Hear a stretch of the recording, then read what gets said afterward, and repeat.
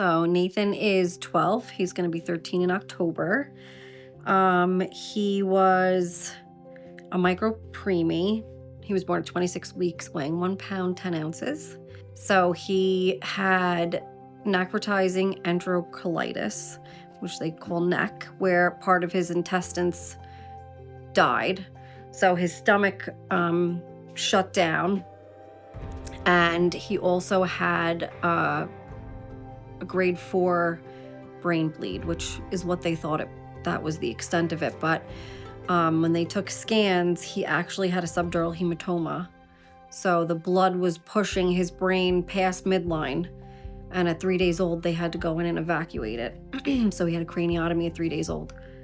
So he was in the NICU for 3 months, and he finally got to come home after they told us he wouldn't walk or talk or do any of the things and that we should sign a DNR.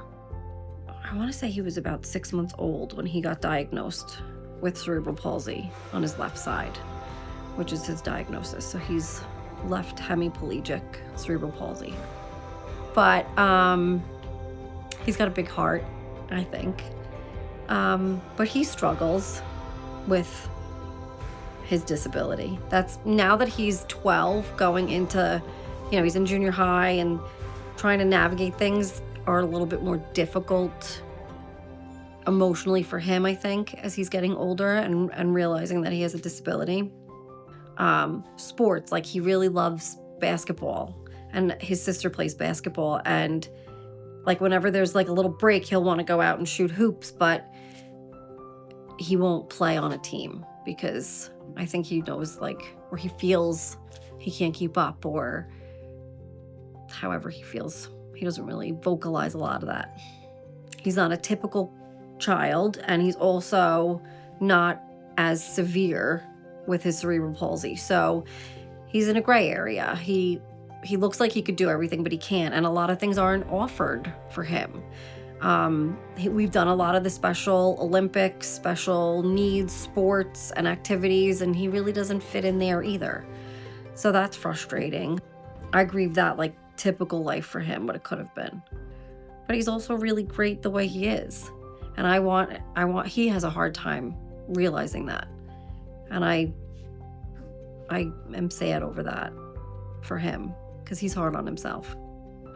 I wish other families would educate their kids on people with disabilities.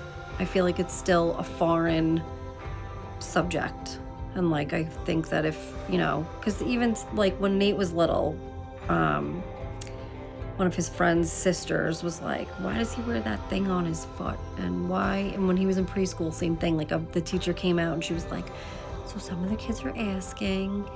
And I said, all you have to do is tell him that it helps him walk. Like, it's not a big deal. It's not like it